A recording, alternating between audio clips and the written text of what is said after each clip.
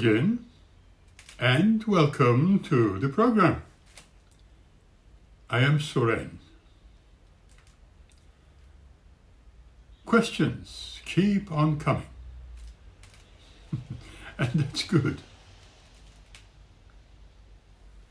Here is one.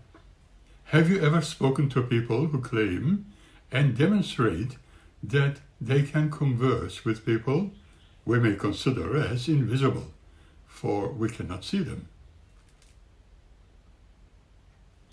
Many people, on the other hand, claim that it cannot be possible, or that those people who claim to be in touch with that other realm are certainly not genuine, very wrong, or even evil, or involved with the practice of devil worship. However, when considering this unique issue in some depth, we begin to face a dilemma when we feel we need to give it a 50-50 chance in case they might be true and genuine. I too have conducted experiments with the aim of discovering the reality, or at least the resemblance of reality, within the realms of the science of psychology. Was there any cold reading involved? And found that some so-called psychics and fortune tellers did so, but there was an oft-ignored minority who indeed proved that there was such communication between the world of physicality and the interplanetary or the ethereal existence.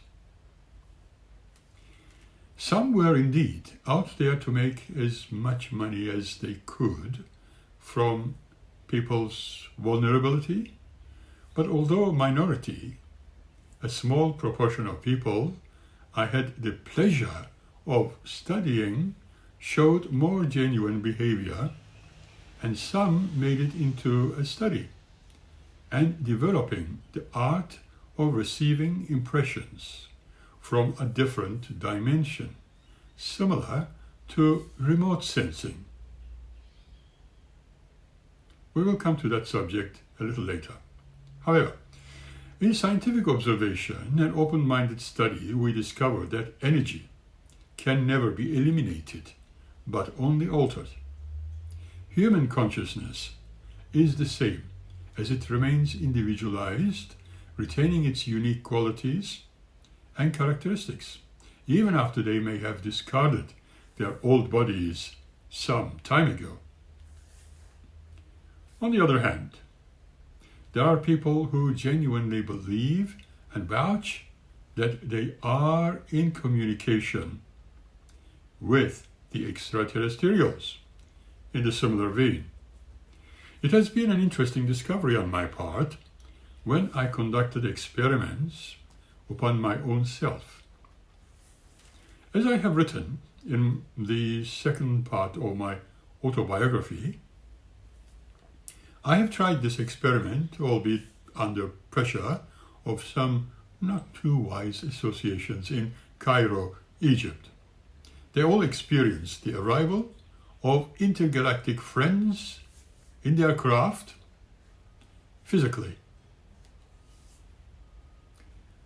As a clinical and behavioral psychologist, I can assure you that I was not under any addictive influence, and the friends we sat on the rocks with next to the Sphinx were unexpectedly surprised. Here is an example of such study. Many of us will agree that imagination is the most powerful force available to mankind. Let us just imagine and consider that Earth is alive, and she holds the knowledge we all seek. And the consciousness most definitely guides what the Earth can disclose. But how can one access this knowledge? Are there any codes one can use or keys to unlock it and make it available to the inquirer. The information needs to be stored somewhere, and it seems on all fronts it is preserved underfoot, in the soil, the stones you touch, and the rocks upon which you may be walking on, or even the bones you discover during excavations, or other artifacts. Once each involved and evolved individual who studied the mysteries had just one teacher and one guru, and the knowledge was passed down from a teacher to apprentice or the student. And this was a long time of tradition in the Western culture. By the trends observed today with our educational systems around the world, there seems no need for it any longer, because what we are looking for is already made available from the storehouse inside our physical bodies. Genetic mutations that occurred are indeed bringing about unprecedented changes within the human form in our so-called modern times.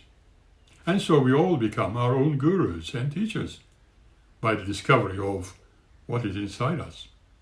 But the intention has to be very clear, that we need to be able to follow the promptings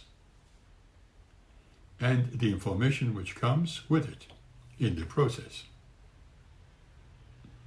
Everybody who have delved into and discovered something in the realms of what is considered as the unknown and the domains of the mystics almost always have unique experiences and interpretations of reality.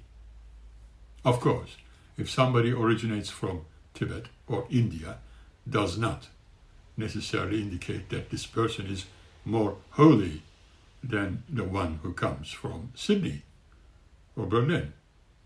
In fact, there should be no discrimination in this. The spiritually evolved people come from any location on earth. In reality, we all teach and learn at the same time, while developing our own beliefs and characteristics as our individual consciousness moves through whatever experience selected at that time. All we can do, and indeed need to do, is to respect and, in a sense, honor those who have been our gurus and teachers, and keep going to recognize our own selves, as we must all do, that what we create becomes a part of our growth, without exaggerating or even bragging about. It does not put the teachers and gurus on pedestals, and that is as it should be. The lessons to be learned from these endeavors are to produce a collection of energy that will motivate the collective, imposing multitudes to arrive at new levels of experience while creating a series of simultaneous but worldwide awareness. It is because of this reason our own spiritual process is affected by both the progress of worldwide consciousness and individuals' previously programmed aims and purpose. Even though you would like to be further advanced than you now are, you will need to be patient. We all do. For you are bringing yourself closer to what you really want. When we share what we know with others, it is broadcast all around the world, and even into the distant universe. Those codes are made available while large or small groups of people evolve. You are, in reality, time-coded, as it was said before, and interconnected to respond to patterns of awakening to your ultimate identity. You are also encouraged to move with the masses of people waiting for a lot larger assembly together on a certain level of consciousness before you can move along by yourself.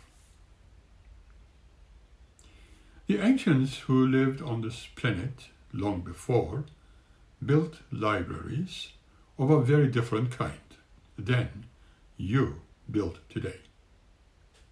We were informed that before building temples, tribal wizards and leaders of certain cultures journeyed to places that were known to have special elements of stones or even a piece of rock which was apparently prepared to hold data and information, and that could be transmitted telepathically from people's minds into the other structures. Another form of assemblage, such as a temple, was also designed, and the builders used the natural and predictable energy flows of the location to rocks and stones, as well as the turtle of what they knew into the very heart of the construction. Information thus was stored in the stones and bones. When you visit ancient sacred sites, such as Egypt, you may consider them as power centers wherein you could experience electromagnetic fluctuations, as I did, and power surge for higher consciousness. We are being informed that you often pick up what you left there thousands of years ago for you to reclaim during your last experience on Earth. By journeying to these places, your body is exposed to those energies and accesses the actual plans along which you were meant to evolve. Ancient people have built temples and architectural structures in particular spots around the globe. Even today, they accumulate energy in vortices.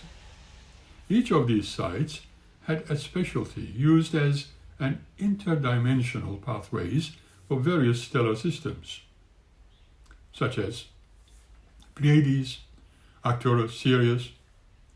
They were placed in a specific configuration that utilized light as a key to draw those energies to planet Earth.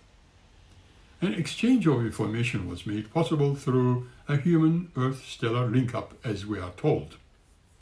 Such has offered the energy of fertility, lives energized and characterized by the vortices. Other locations were designed as broadcasting stations, as calendars, or as oracles to read the future expansion of reality. Most civilizations have stored data in stone and rocks. Earth seems to reach out to you as you live and breathe on her, and she knows the stage of your development and your ability to accept responsibility. Sacred sites therefore become activated by individuals who use their own codes of consciousness to unlock them, remembering and releasing the knowledge stored and experienced. When you enter sacred sites and imagine your chakras as pathways of energy opening to your personal memories, the sites become activated. Imagination, as we said, is the most powerful force available to you. The ancients had the ability to feel the abundance of energy in those localities. They tapped into and used those vibrationally enhanced places where lines of energy joined forces, and there was an intermingling and meeting of dimensions and other worlds, other planetary systems. Every time you visit a site, you bring about a quickening activation. At the same time, we are told that you assist in triggering events that will propel the people of the world to recognize and value themselves as spiritual beings. In these next few decades, the pace is going to be quickened. You will think and feel there's a frenzied rush all around the world, as if announcing something urgent. This is because you are within a cycle of evolution that is pressuring the spirit to be reborn, and it's felt by all humans. To recognize that you are a spiritual being is a key to the pathway of the future you are looking for. If you never have a chance to go to a sacred site, what then? And you are spending time only in your usual home front. Now, you are not going to miss out.